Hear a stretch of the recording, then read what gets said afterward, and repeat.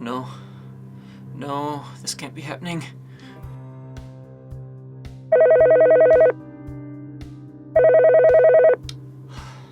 I'll just sell a few, get my margins up. It'll bounce back.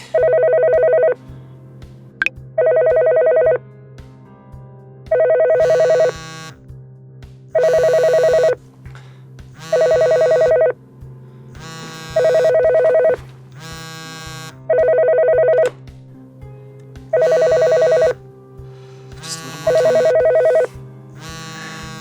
It'll bounce back.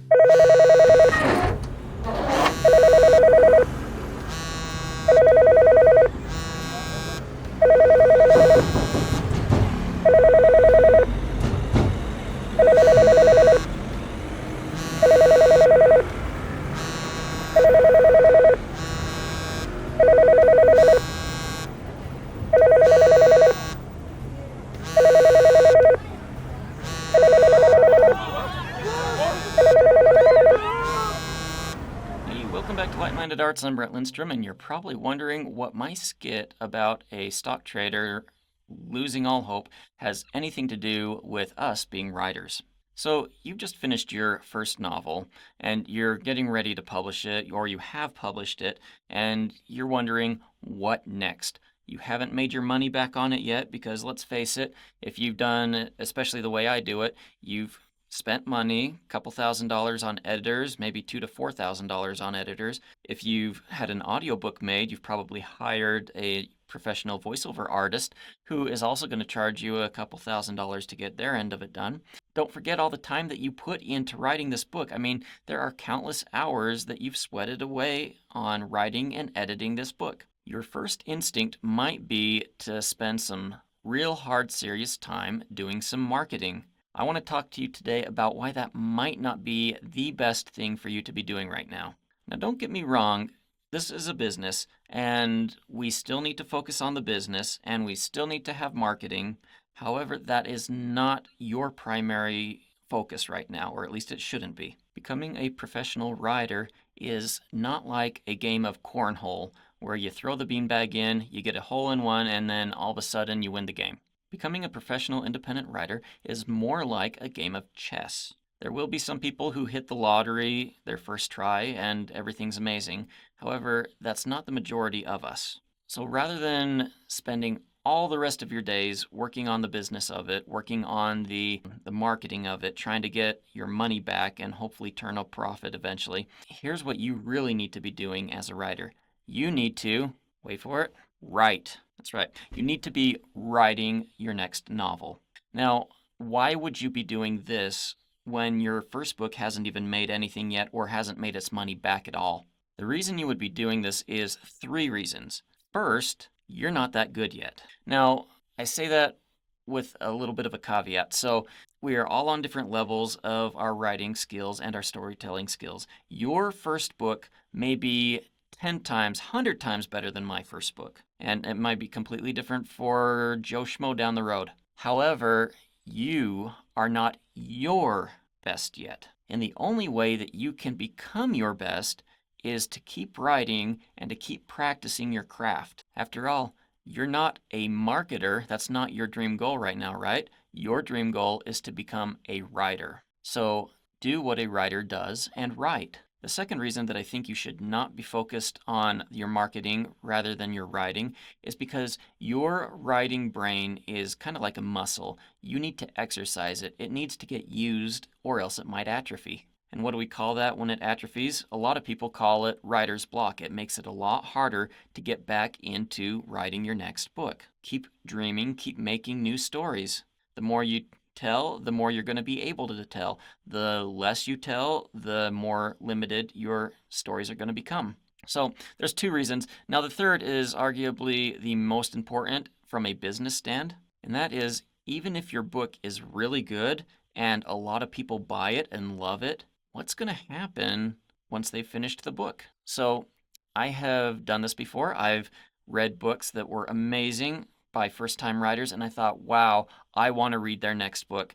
I go looking for it. It's not there. So I think, I'll give them the benefit of the doubt. They're a first-time author, and I'm sure their next book is just going to be amazing. So I wait around, maybe I check back in a couple of months, and still nothing. So a couple years goes by, and I've forgotten the title of that book that I really liked by them. I've forgotten the name of that author by then.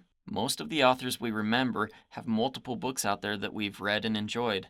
If you don't have another book out there for somebody to pick up after they finish your first book, they're going to lose you. They're going to forget all about you, and that doesn't make good business sense. You need to keep writing. You need to fill a library of books so that when they finish reading you and they love you, they can come back and find another book by you. And arguably, that next book is going to be even better than the book that was before it, and they're going to want to keep on reading more from you. So that's why, as writers, we need to keep writing, keep focusing on writing. Now, I do like to dedicate a little bit of time to other things. So, as you know, in this journey that I'm sharing with you on YouTube, I'm starting out as just a plain writer, but most of you know by now that I have ambitions to be an independent filmmaker. And for that, I have a little bit of time dedicated each week to learning the art of filmmaking as well. So I'm just a one-man guy, and I don't have anybody helping me with my edits. I don't have anybody helping me with my writing. This is just all me. And so one of the things that I've done is I've gone through and I've detailed in my schedule for each week how much time I can dedicate to writing. I get that done first and foremost. The next priority for me is learning the filmmaking end of it. So I add a component of that in there. How much time can I spend filming something? How much time can I spend editing that? And then on top of that, there's how much YouTube time that I have. How much time do I need to actually compile my little skits together and then share with you this journey? When you get looking at it, it's a lot of work, and things do slip from week to week. But I have to keep my focus where my focus needs to be, which is primarily as a writer and secondarily as a filmmaker. And you'll notice the quality of my skits isn't always the greatest. And why is that? It's because I have not allocated enough time for setups or for editing or for different things that will make those as top-notch as they need to be. Now, why would I keep posting them even if they're not the best content out there? I keep posting those because they are helping me learn along my journey. So for instance, let's just dive into the skit that I did for you at the beginning of this video. So I show a stockbroker here, or a stock trader, and he's getting depressed. So for the most part, this wasn't too bad. However, and I don't know if you'll notice this, but most of this was done on a green screen. A little bit of it was done in my office. So most of the parts where you're looking straight on at my face, that was green screen. The part where I'm slamming my head into the table, that was done on a green screen. I was actually slamming my head into a cardboard box that I had some green paper on. The part where I sit on the windowsill and fall out, that one was done on an actual windowsill in my office. And the background, I just kind of pasted that onto an AI background that I had made. And for instance, one of the learning things that I did on this was, now this is one of the lowest quality parts of this project. See, I was sitting on the windowsill and I had the daylight coming in, hitting me, and once I sat out there, the sun was hitting me, my exposure went up and was blowing out all the whites, and I needed to fall out that window. Problem is, I'm still in a boot from my surgery. I couldn't do any stunts. Second problem was there was a whole bunch of shrubs and traffic behind there, and so I needed a different background for that.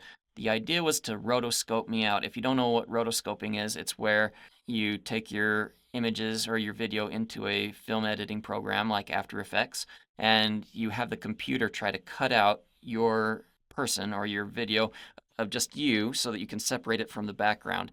Now, with it being blown out and being brighter outside than it was inside, and just my body kind of blended in with the background, so it had a really hard time getting my shape right. You'll notice that in that last little segment of that skit, that my body is very jagged. I could have done some smoothing effects with the rotoscope, but then I ran into the issue of how much time do I have to edit this? Could have masked out some more things that I didn't mask out. In the end, it was all a timing thing, and I just didn't have the time to make this look as good as it should have. But in doing this, I learned a little bit about how best to light a scene that needs to be rotoscoped later. Learned that you want more contrast between you and the background. I mean, these were things that I already knew, but actually practicing them helps drive the point home better so that I don't make that same mistake again later. And then I tried using AI again to help me actually fall out the window since I couldn't do that on my own. And the AI failed me again. However, it got me close enough this time. So I asked it to have me fall out the window. And I asked it multiple different ways and different versions of it. And the closest I got was me falling kind of horizontal and then in slow-mo drifting out into the clouds. I mean, it didn't have me fall down. It's one of those same problems with AI where it wants to keep you in frame somehow. So it, instead of having you fall out of the picture, it just keeps you suspended in air. But it was enough that I was able to rotoscope myself out of that and then animate it in After Effects so that it looks like I'm falling out the window. So as you can see, I am practicing what I'm telling you to do here. Rather than working on marketing my last book like crazy, One for the Money, Two for the Soul, I am still writing. I'm writing every day, and then I am also spending a little bit of time learning the art of filmmaking, which I want to be using. So even though the quality of my filmmaking stuff isn't top-notch yet, I'm learning a lot by practicing it, and I'm spending most of my time still focused on writing, getting my storytelling as good as it can be. So when you make your business plan, prioritize what is important to you and then follow that plan. Don't get so hung up on the numbers. Maybe you won't be able to quit your day job just yet, but you'll be able to keep moving forward as a writer or a storyteller or an independent filmmaker or whatever it is that you're trying to become. I hope this was incredibly helpful for you. Thank you so much for sticking with me to the end. If it was, please do the things that help support this channel. Like, subscribe, and even check out my book, One for the Money, Two for the Soul. I'll see you next time.